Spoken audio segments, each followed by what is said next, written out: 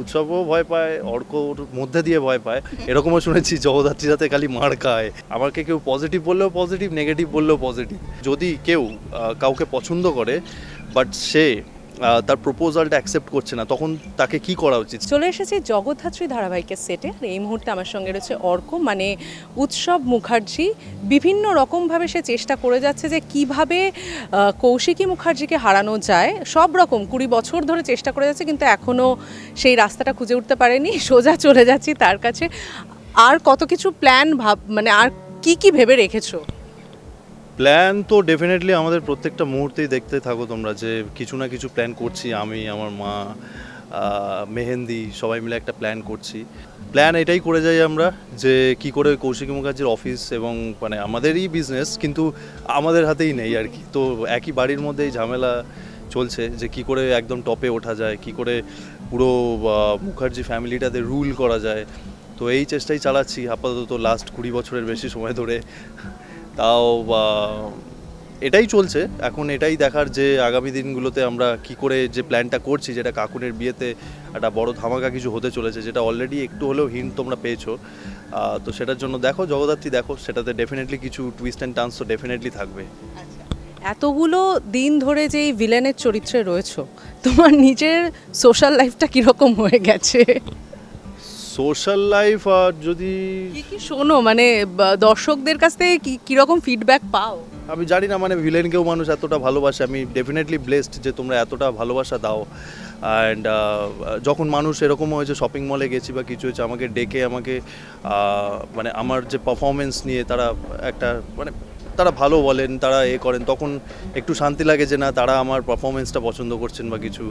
এবং যদি বলে যে মানে এরকম আমি শুনেছি পাসিং বাই বা পাস করছি, এরকম শুনেছি যে বলছে যে এই ছেলেটা দেখ, ওই যে ভিলেন করে, গুন্ডা, এরকমও শুনেছি জগদ্ধাত্রী যাতে খালি মার খায়। মানে এরকমও হয়েছে যে মিমস বেরোয়, যখন মিমসে দেখছি আমি আমার প্রত্যেকটা থাপ্পড় খাওয়ার সিন নিয়ে শুধু মিমস করেছে। মানে মানে অন্য একটা কিছু একটা হেডলাইন দিয়েছে যে যদি কেউ মানে এরকম একটা কিছু টপিকটা ছিল যে যদি কেউ কাউকে পছন্দ করে বাট সে তার প্রপোজালটা অ্যাকসেপ্ট করছে না, তখন তাকে কি করা উচিত, সেই ছেলেটাকে জোর করে কি করা উচিত নিয়ে দেখাচ্ছে যে জগদ্ধাত্রী আমাকে সব কটা থাপ্পড় মারছে, তো ওইরকম থাপ্পড়গুলো লাগিয়ে দিচ্ছে। তো আই এম এনজয়িং ইট। যারা এই মানে খলনায়ক হয়ে থাকে, তো অনেক সময় হয় না যে আমরা কোনো একটা সিনেমা দেখছি, সিনেমাটাতে ভীষণ অ্যাকশন রয়েছে, ওই ভাইবটা থেকে যায়, মনে হয় যে আচ্ছা আমিও যদি সেরকম করতে পারতাম, মার দাঙ্গা করতে পারতাম, এইরকম একটা থাকে। তুমিও তো দীর্ঘদিন ধরে খলনায়ক হয়ে যাচ্ছ, তো ভেতরে কি কখনো এরকম কিছু মনে হয়েছে যে বলো পুরোটা? ভেতরেও কি কখনো সেই খলনায়কের ব্যাপারটা কি কখনো হয়ে এসেছে, উঠে এসেছে?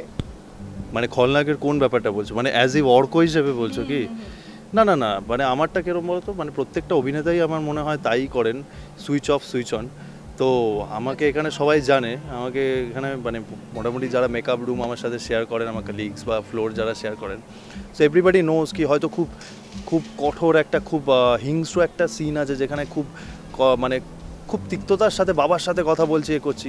তার আগেই হয়তো আমি অফ স্ক্রিন মানে বাবার সাথে ওখানে হয়তো এই কাঁধে হাত দিয়ে জড়িয়ে নিয়ে কথা বলছি, হাসাহাসি করছি, করছি, যে অ্যাকশন বললো, তো তখনই জাস্ট ওই মানে চরিত্রটার মধ্যে। তো definitely it's all about the character and I am just enjoying it and আমি এক্সিকিউটিং ইট, দ্যাটস ইট। আচ্ছা, অভিনয়ের মধ্যে সব থেকে মজার কোন জিনিসটা লাগে? সব থেকে মজার কোন জিনিসটা? আনন্দ কোন বিষয়টাতে পাও সব থেকে? আমার তো অভিনয়টাতেই মজা লাগে। মানে পুরো এই অভিনয় এবং অভিনয় রিলেটেড যতগুলো সিস্টেমস আছে, মানে ধরো সেটা একটা ভয়কে প্রত্যাখ্যান করে কি করে এতগুলো মানুষের সামনে পারফর্ম করছি। তো প্রথম দিন থেকে সেই ভয়টা থাকলে এখনও ভয় লাগে, ডেফিনেটলি এখনও ভয় লাগে। উৎসবও ভয় পায়, অর্কর মধ্যে দিয়ে ভয় পায়। তো এটাই চিন্তাভাবনা থাকে যে কি করে চরিত্রটার যথার্থ মূল্যায়ন করব, এই চেষ্টাই করে যাচ্ছি। সেরা ব্যাপার। সবশেষে জিজ্ঞেস করবো, কি বলবে ধারাবাহিক সম্পর্কে? যেভাবে আমাদেরকে ভালোবাসা দিয়ে আসো এই রেগুলার বেসিস আমাদের সাথে, সেটা পজিটিভলি হোক নেগেটিভলি হোক, কোনো না কোনোভাবে তোমরা আমাদের সাথে কানেক্টেড, আমরা জানি সেটা সোশ্যালি। অ্যান্ড আমরাও এই জন্য চেষ্টা করি যে তোমরা যেগুলোতে আমাদেরকে ট্যাগ করো বা শেয়ার করো, সেগুলোকে ট্যাগ ব্যাক করার বা something like that, because we love that.